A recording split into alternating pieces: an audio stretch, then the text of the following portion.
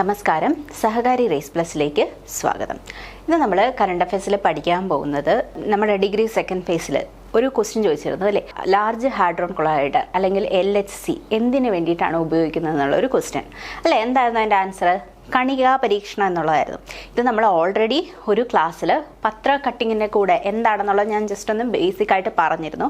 ഇപ്പോൾ സ്ഥിരമായിട്ട് LHC പോലെയുള്ള ഒരു ക്വസ്റ്റ്യൻ ചോദിക്കുന്നത് കൊണ്ട് തന്നെ നമുക്കതിനെപ്പറ്റി കൂടുതലായിട്ട് പഠിക്കാം. ഓക്കെ, അപ്പോൾ എന്താണ് ലാർജ് ഹാഡ്രോൺ കൊളൈഡർ LHC?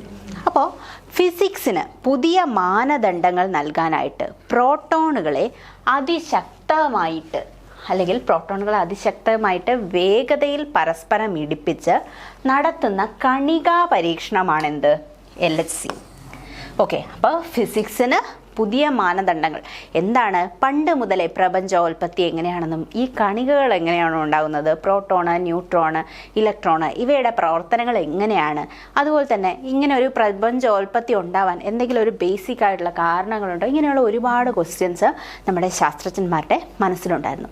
അപ്പോൾ ഇതിനൊരു പുതിയ മാനദണ്ഡം നൽകാൻ വേണ്ടിയിട്ടാണ് ഈ പ്രോട്ടോണുകളെ അതിശക്തമായിട്ട് വേഗതയിൽ പരസ്പരം ഇടിപ്പിച്ചിട്ട്, ഓക്കെ എത്ര വേഗതയാണ്? പ്രകാശ വേഗതയിൽ പരസ്പരം ഇടിപ്പിച്ച് നടത്തുന്ന പരീക്ഷണമാണെന്ത്? LHC.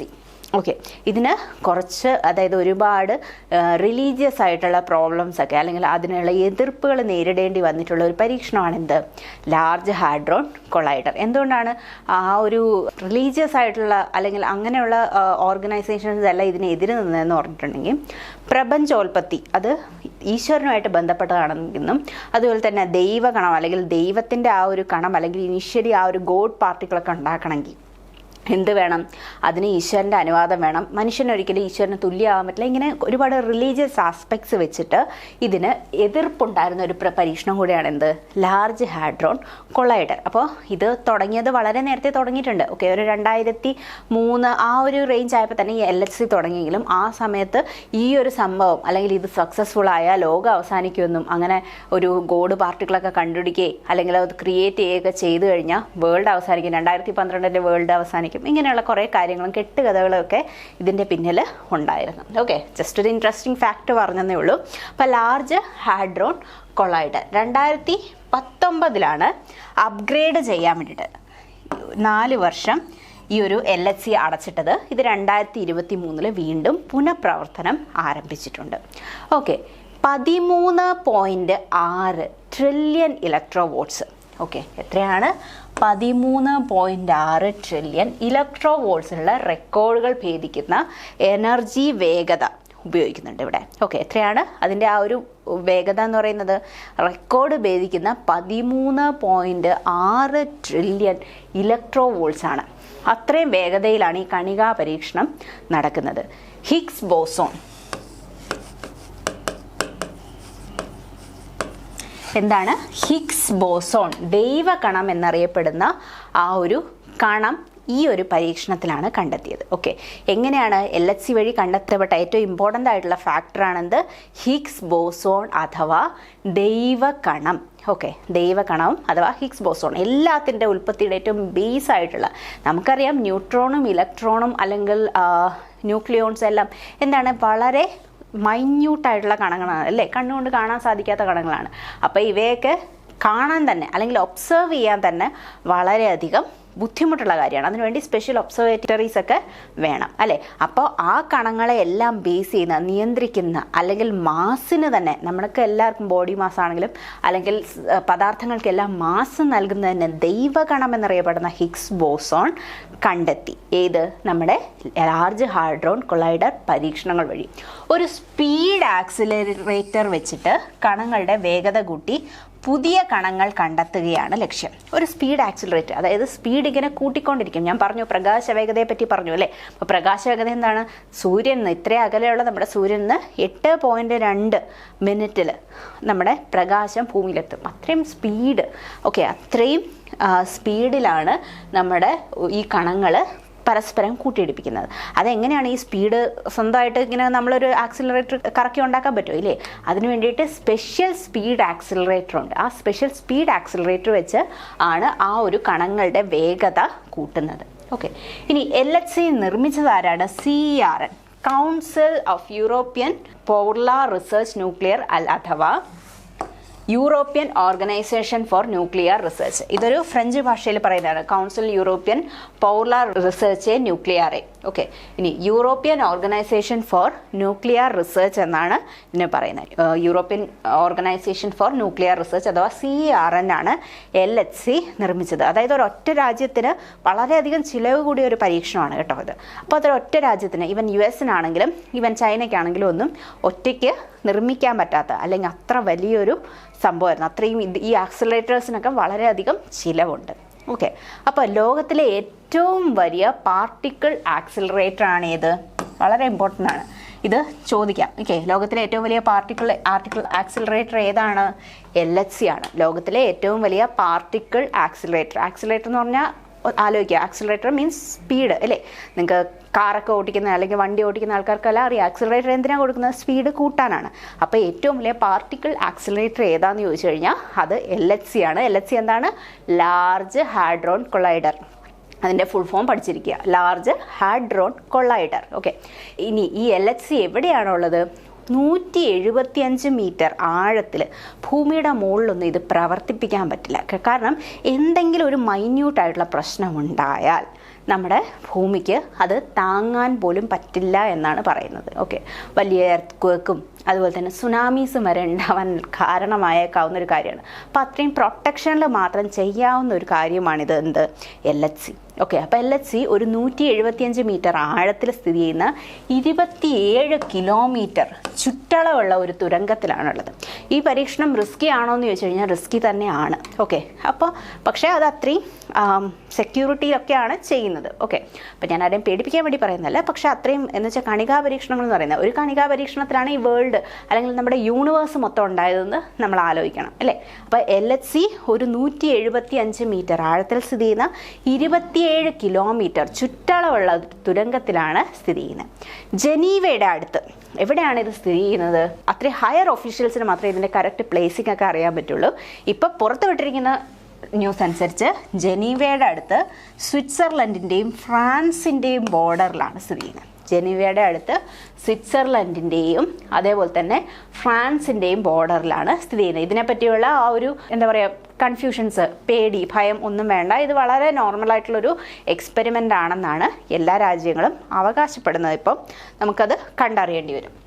ഇനി LHCയിൽ superconducting magnets. Okay, superconducting magnets കൊണ്ട് നിർമ്മിച്ച ഒരു വളയമുണ്ട്. എങ്ങനെയാണ് LHC നിർമ്മിച്ചിരിക്കുന്നത് വെച്ചിട്ടുണ്ടെങ്കിൽ ഈ ഒരു സൂപ്പർ കണ്ടക്റ്റിംഗ് മാഗ്നറ്റ്സ് കൊണ്ട് നിർമ്മിച്ചിട്ടുള്ള ഒരു വളയമുണ്ട്. ഇതാണ് പ്രകാശ വേഗത കൈവരിക്കാൻ കണികകളെ സഹായിക്കുന്നത്. ഓക്കെ, അപ്പോൾ LHCയിൽ എന്താണുള്ളത്? ഒരു സൂപ്പർ കണ്ടക്റ്റിംഗ് മാഗ്നറ്റ്സ് കൊണ്ടാണ് നിർമ്മിച്ചിരിക്കുന്നത്. എന്താണ്? സൂപ്പർ കണ്ടക്റ്റിംഗ് മാഗ്നറ്റ്സ് കൊണ്ട് ഒരു റിങ് പോലെ, ഓക്കെ, ഒരു റിങ് പോലെ ഒരു വളയം നിർമ്മിച്ചിട്ടുണ്ട്. അത് വെച്ചിട്ടാണ് പ്രകാശ വേഗത കണികൾക്ക് കിട്ടുന്നത്. അപ്പോൾ LHC 10 വർഷം കൊണ്ട് ഏകദേശം $4.75 ബില്യൺ ചിലവാക്കിയാണ് നിർമ്മിച്ചത്. ഒറ്റയ്ക്കൊരു രാജ്യമല്ല നിർമ്മിച്ചത്. CERN മെമ്പേഴ്സ്, അതായത് നമ്മുടെ യൂറോപ്യൻ യൂണിയനിലെ മെമ്പേഴ്സ് അല്ലാതെ USA ഉണ്ട്, ഇന്ത്യയുണ്ട്, റഷ്യയുണ്ട്. ഈ രാജ്യങ്ങളെല്ലാം ഇതിൻ്റെ ചിലവിൽ പങ്കാളികളായിട്ടുണ്ട്. ഓക്കെ, കാരണം എന്താണ്? ഇതിൻ്റെ ഇൻഫോർമേഷൻ ഇപ്പോൾ ഈ ഒരു ഇതിലൂടെ കിട്ടുന്ന ഇൻഫോർമേഷൻസ് എല്ലാം ശാസ്ത്രരംഗത്ത് വളരെയധികം പുരോഗമനങ്ങളിലേക്ക് കൊണ്ടുപോകാം എന്നുള്ളത് കൊണ്ട് തന്നെ ഇതിൽ പങ്കാളികളായിട്ടുള്ള രാജ്യങ്ങൾ വളരെ ഇമ്പോർട്ടൻ്റ് ആയിട്ടുള്ള രാജ്യങ്ങളാണ്. യൂറോപ്യൻ മെമ്പേഴ്സ് എല്ലാവരും ഉണ്ട്, അതേപോലെ തന്നെ USA ഉണ്ട്, ഇന്ത്യ, റഷ്യ എന്നീ രാജ്യങ്ങളെല്ലാം ഇതിൻ്റെ ചിലവിൽ പങ്കാളികളായിട്ടുണ്ട്. അപ്പോൾ 10 വർഷം കൊണ്ട് $4.75 ബില്യൺ ചിലവിട്ടാണ് ഇത് നിർമ്മിച്ചിരിക്കുന്നത്. ഇതിൻ്റെ പാർട്ടിക്കിൾ ഡിറ്റക്ടേഴ്സ് ആണ് അറ്റ്ലസ്. പാർട്ടിക്കിൾ ഡിറ്റക്ടേഴ്സ് എന്ന് പറഞ്ഞു കഴിഞ്ഞാൽ ഇതിൻ്റെ ഉള്ളിൽ പുതുതായിട്ട് പാർട്ടിക്കിൾസ് ഉണ്ടായ, പ്രോട്ടോൺ, ഇലക്ട്രോൺ അല്ലാതെ പുതിയ പാർട്ടിക്കിൾസ് ഉണ്ടായാൽ അതിനെ കണ്ടുപിടിക്കണ്ടേ? നമ്മൾ നോക്കിയെന്ന് കണ്ടുപിടിക്കാൻ പറ്റുമോ? അത്രയും മൈന്യൂട്ട് പാർട്ടിക്കിൾസ് ആയിരിക്കും അല്ലേ? അപ്പോൾ അതിന് വേണ്ടിയിട്ട് കുറച്ച് ഡിറ്റക്ടേഴ്സ് ഉണ്ട്, particle detectors. Atlas എക്സ്പെരിമെൻറ്റും compact മ്യൂൺ സോളിനോയിഡും. Okay, എന്താണ് അറ്റ്ലസ് എക്സ്പെരിമെൻറ്റും കോമ്പാക്ട് മ്യൂൺ സോളിനോയിഡും? ഈ ഡിറ്റക്ടേഴ്സാണ് നമ്മുടെ ദൈവഗണം എന്നറിയപ്പെടുന്ന ഹിഗ്സ് ബോസോൺ കണ്ടെത്തിയത്.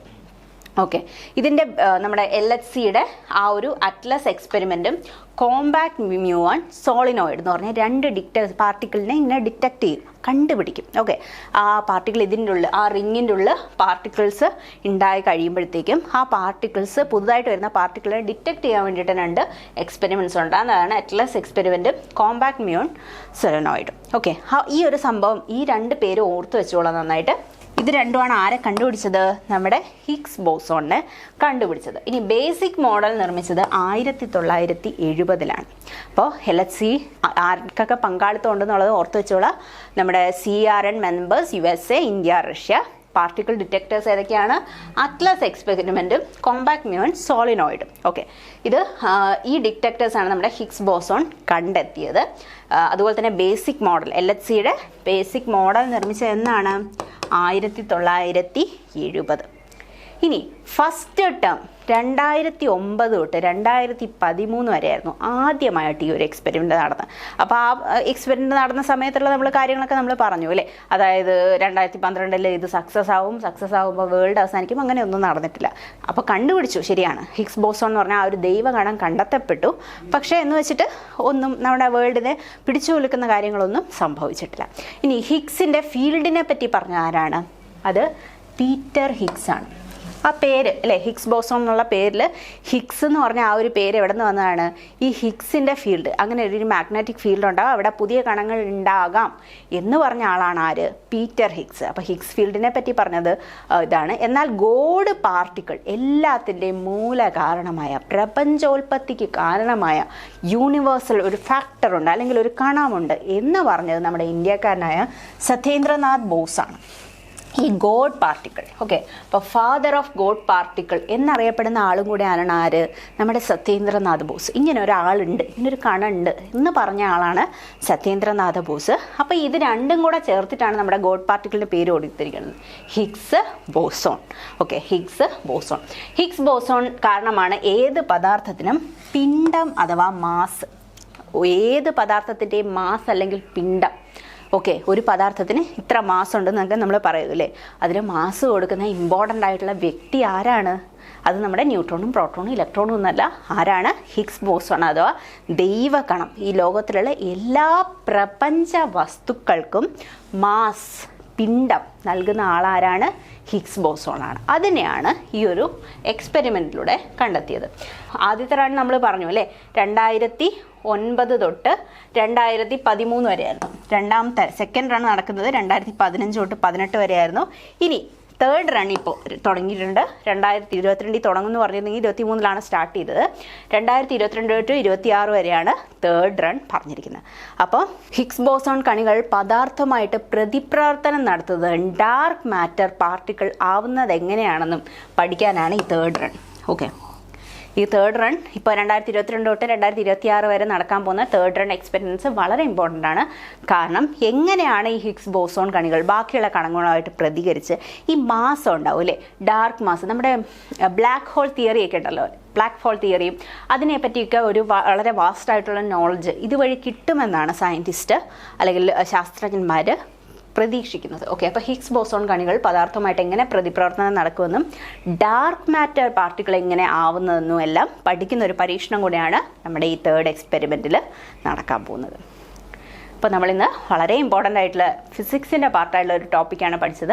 അത് കറണ്ട് അഫെയർസുമായിട്ടും കൂടെ ഒരുപാട് ബന്ധം പുലർത്തുന്നുണ്ട്, അതുമായിട്ട് റിലേറ്റ് ചെയ്ത് ക്വസ്റ്റ്യൻ ചോദിക്കുന്നുള്ളതുകൊണ്ട് ഇതിനെപ്പറ്റി എല്ലാവരും ഒന്ന് അധികം ആരും പഠിച്ചിട്ടുണ്ടാവില്ല LHCയെ പറ്റി. ഓക്കെ, അപ്പോൾ ഇത് നല്ല വൃത്തിയായിട്ട് പഠിച്ചിരിക്കുക. കാരണം ഇനി വരുന്ന എക്സാമുകൾക്ക് ഇതിൽ നിന്നൊരു ഘോഷയാത്രാ ക്വസ്റ്റ്യൻസ് തന്നെ ചോദിക്കാൻ ചാൻസ് ഉണ്ട്. ഓക്കെ, അപ്പോൾ അടുത്ത എക്സാംസിന് എല്ലാവർക്കും ഓൾ ദി ബെസ്റ്റ്. ബൈ.